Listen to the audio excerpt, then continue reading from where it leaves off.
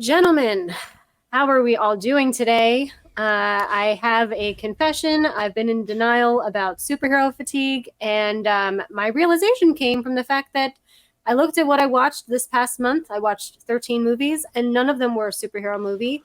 And I thought, wow, this is incredible. And I feel so refreshed and alive again. And now we're looking forward to a couple superhero movies coming out that I really don't not necessarily care for. But I just want You to just got a lifetime ban from Disney, by the way. You just got a lifetime ban. Don't let them see your face. Theme parks, everything. Just how dare you not watch a superhero movie every week? Seriously, at this point. I know. So I want to hear your thoughts. I mean, a lot of times I would just be like, well, if they make good superhero movies, then I won't be, feeling this way. But that's really not the case. Fair. It's too overwhelmingly saturated, I think. So what are your takes on superhero fatigue and, all of that? I believe it's real. I know there's been a lot of debate on if it's real or not. I've seen the quote unquote shill arguments that it's not a thing and that it's just something that we come up with because people don't like it. I think that's not real. I think superhero fatigue is a thing. If fatigue for all these other things can be a thing, how come all of a sudden we have to be exempt at superheroes? That's foolish, especially when they're putting out stuff. Literally, I mean, look at Phase 4 of Marvel by itself has done more in that time frame than the first three phases. It's crazy. I believe it's a thing, and I think it's going to affect us not for just the rest of this year, but kind of for the foreseeable future. I'm glad you mentioned that because my biggest argument, and I might be going on a full tangent, not in this video, but in a video on my channel at some point, about the defense of Marvel Phase 4 by Marvel fans that, in my opinion, are way too close to it at this point. They think that it's like still good and that nothing has gone wrong and nothing has changed and that there wasn't too much content and there's not bad writing. But if you look at the amount of content, Phase 4 released more content than we're talking about the other phases. It was just a flood of stuff, and there's no way you take your time and do it right when you're doing that many things. It'd be like trying to work on 3 YouTube videos at the same time, which I did in the past and didn't work. You gotta like do one thing. Like you gotta just, all right, this is next, or at least have a plan where they connect. I think Nerdy Film Girl, I'm envious of you not watching Secret Invasion because I would have, if I could go back in time, I would just not. Yeah. It's actually like that for me. Yes, well, that's why I have lovely friends like you to tell me that it sucks, so I don't waste my time. And we wanted it to be good. Me and John were hype on that show for months. God. Yeah. that trailer looked really good, so that's a disappointment. I was thinking about, all the TV shows that came out all at once, it seemed like, or at least every month I felt like there was a new TV show. And I think initially it kind of worked because it was still in the middle of the pandemic and people weren't going to the theaters and people were stuck at home. Like WandaVision, I feel like everyone watched just because they were still home. Like people were kind of, it was getting a little bit better, but nothing was back to normal yet. But I don't know if they thought that they could just keep that momentum up once things did get back to normal, because it certainly did not work. No, that's a good point. Not at all. Yeah. They released, if I'm correct, they released somewhere in the realm of like 16 to 20 projects in like 2 years. Both that TV first shows and year movies. After Endgame, it was like 4 shows. And yeah. And that was the thing. They had this idea that, we're never going to let you breathe. Like that was an actual idea they had, where it was like, as soon as something ended, you would have a trailer that would come out right around that last episode or right around the maybe second week of a movie coming out for whatever the next thing was. And then 2 weeks later, that next thing would be out. And it was like that for 2 straight years. Yeah. I mean, at that point, and then not on top of that, now it's like, you want to see this movie? Did you watch these shows? You want to watch this show? Do you know anything from this? And that just becomes tiring at that point. Yeah, that's exhausting. In that first year, we got 4 shows, but we also got, if you think about it, 4 movies, but 3 of the movies exhausted fans between Black Widow, Eternals, Shang-Chi. Those 3 followed up by Spider-Man No Way Home, which maybe like buffered things. It was like, it's not bad. Look, but that's Sony. Marvel pushed out so much content all at once. Whereas Sony was like, well, it's our this is our Spider-Man film. Like, of course they followed up with Morbius, but that's a whole nother. We can't talk about Morbius. Yeah. And not everything was bad though. Like I'm Right. still on record. I believe the first half of Shang-Chi is one of the best things Marvel's put out, period. The second half to me, not that great. But then we did have some bad stuff. And then you would have Spider-Man No Way Home. You'd have some bad stuff, but then you would have a WandaVision. You'd have a Loki. And then you had some other bad stuff. And then you'd have Guardians. Like, so we had all these, we'd have so much up and downs, whereas we were so used to going up, up, up, up. And now we find ourselves here. Yeah, now we're like shocked when something's good, which is crazy. You know, I mean, Or we're all looks good. surprised. Yeah. And, you know, we were all surprised that Secret Invasion is horrible, you know, but I do think that, and I know a lot of people disagree with this, but I think I personally did enjoy Loki a lot, but I think I've always liked the Tom Hiddleston Loki character in general. So I don't think that they like destroyed the character or like made a mess of a show. I thought it was pretty entertaining. So then with all the superhero fatigue that I am realizing that I have, I see the trailer for Loki season 2, and then I'm like, wait a second, they're reeling me back in. I actually really want to see this, and this trailer looks pretty good. So, like, well, you know, it's one of those like, fool me once, shame on me. Fool me once, or, you know, I'm sounding like George Bush right now. You won't fool me again, whatever. That's one of my favorite quotes. But how do you guys feel about the Loki trailer and in regards to that?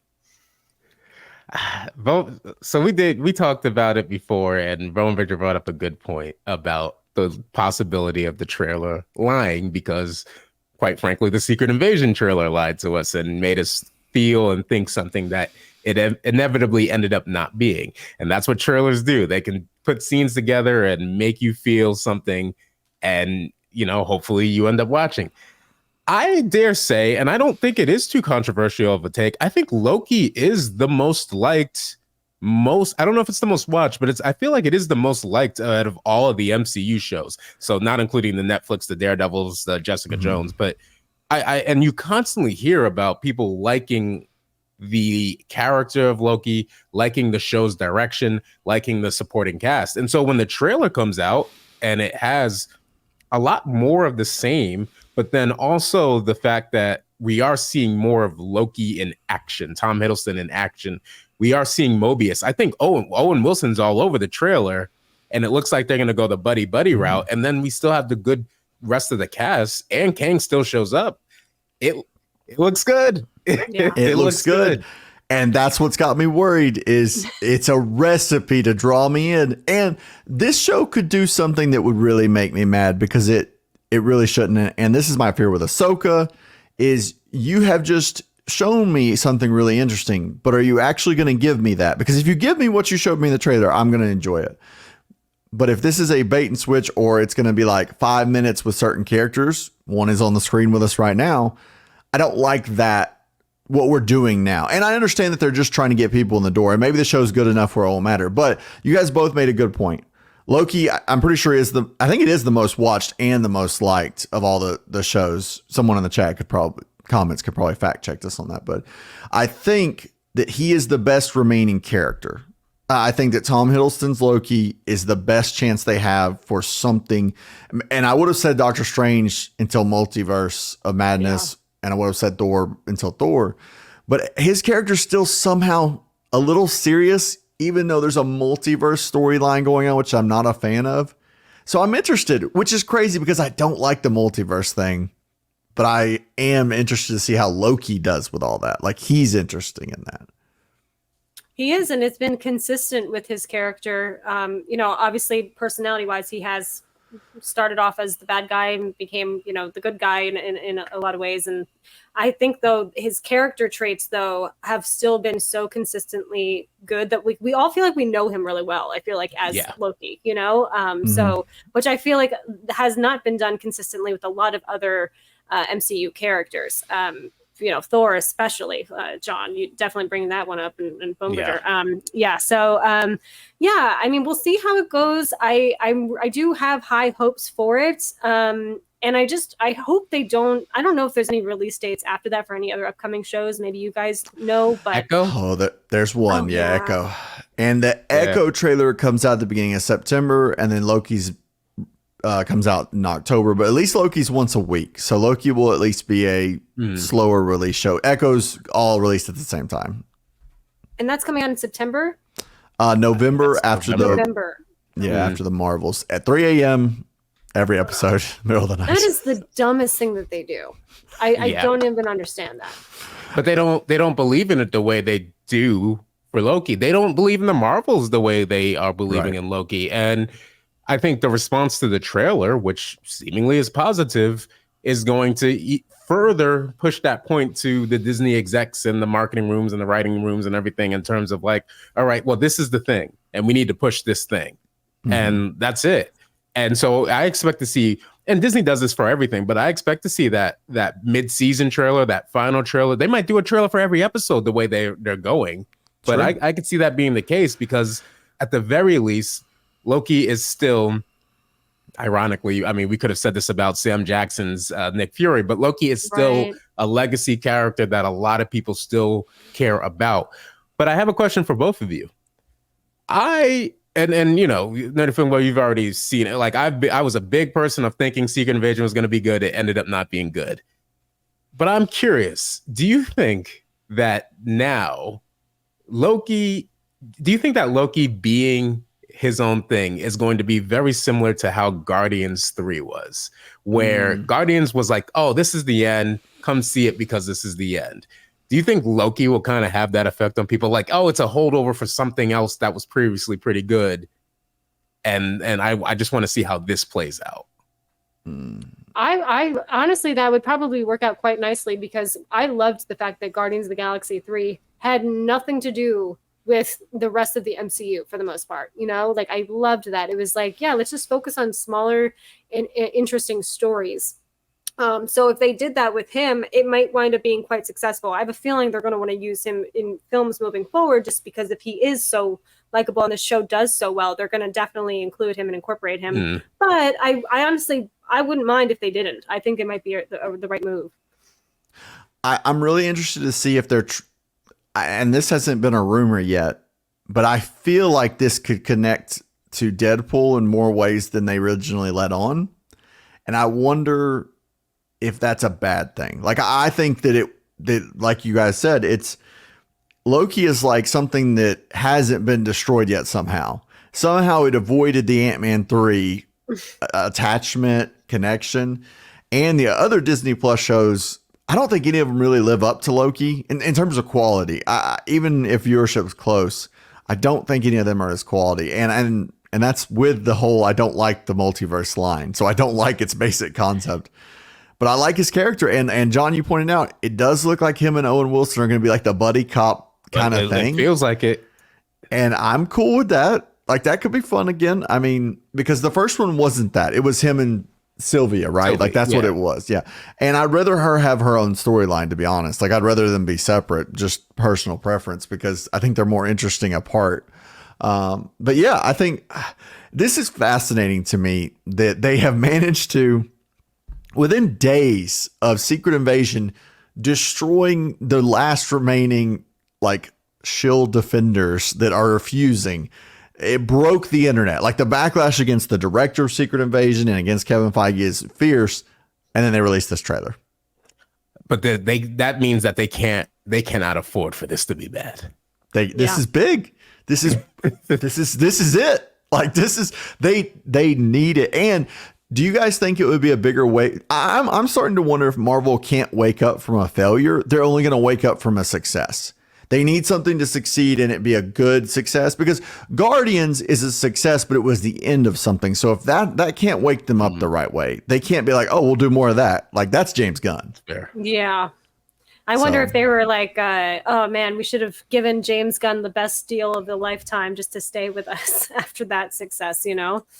I think they're regretting it a little, but it would have to take Kevin Feige's job. That's what it would have had to be like. Oh, he's in charge now. He'd have to be in charge. Yeah. Yeah.